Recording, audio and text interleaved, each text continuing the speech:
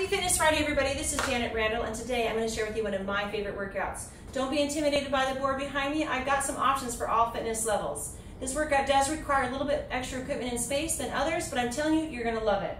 Okay, it starts with a half-a-mile run, not a half-a-mile race. Find the pace that works best for you.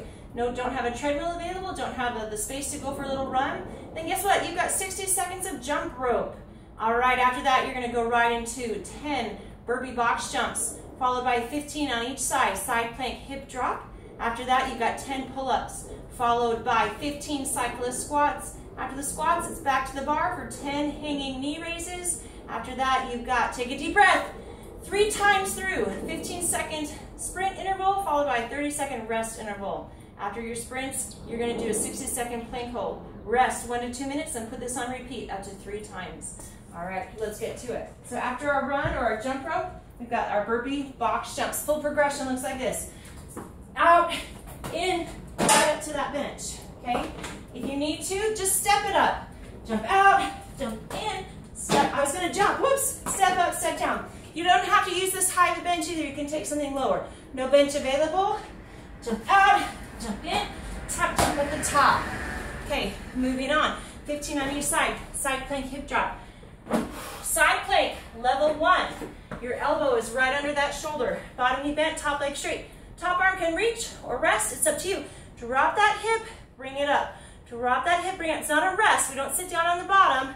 Little drop, pull. Pulling that bottom rib towards that hip bone. Level 2, stay on that elbow, but stack or stagger your feet. Drop and pull. Level 3, take it up to your hand. Okay, feet are stacked or staggered. Drop as low as you can, squeeze. Remember, in this side plank, we want a straight line from head to foot. We don't want to have those hips hiking back. Another option you have, if that bothers your wrist, level 3, stay on the elbow, and you've got that bench, let those feet rest on that bench. Drop your hip, pull. 15 on this side, 15 on the other side. From here, you have 10 pull-ups. I have a tough time doing a pull-up from a hang still. I have a little bench right here, feet resting on the bench.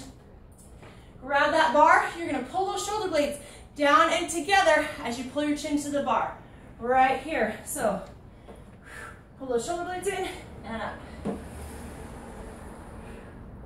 You do have the option to take this to an eccentric pull-up. A little bit different contraction here. You're gonna jump to get your chin over the bar and then lower yourself down super, super slow, like this. Control, control, lower down.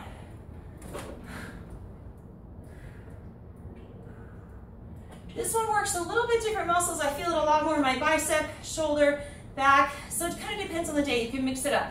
After your pull-ups, we've got 15 cyclist squats. You need something. I'm using weight plates, maybe a book or something where those heels can rest and are lifted a little bit. You're going to grab your weights, one in each hand, shoulder blades roll back.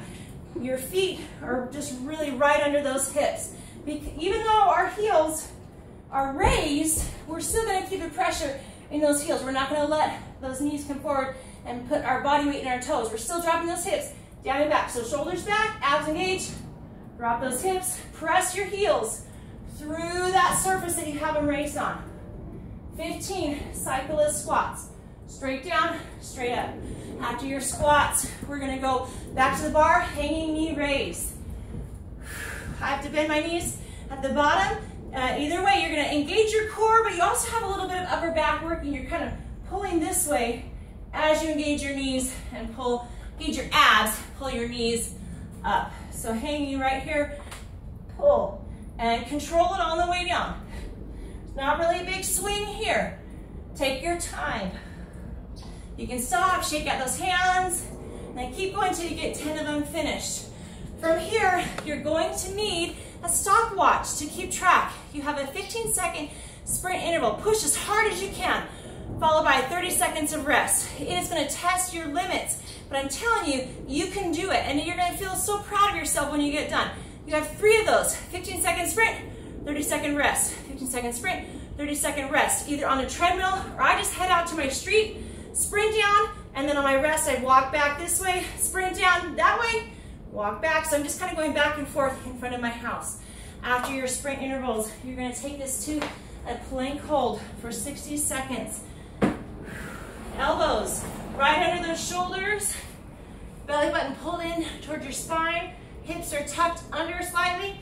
Feet, the closer they are together, the more difficult it can be. So if you need to, open up those feet. Hands, if they're together here, it's a little bit easier. Pulling them apart, engage that upper back.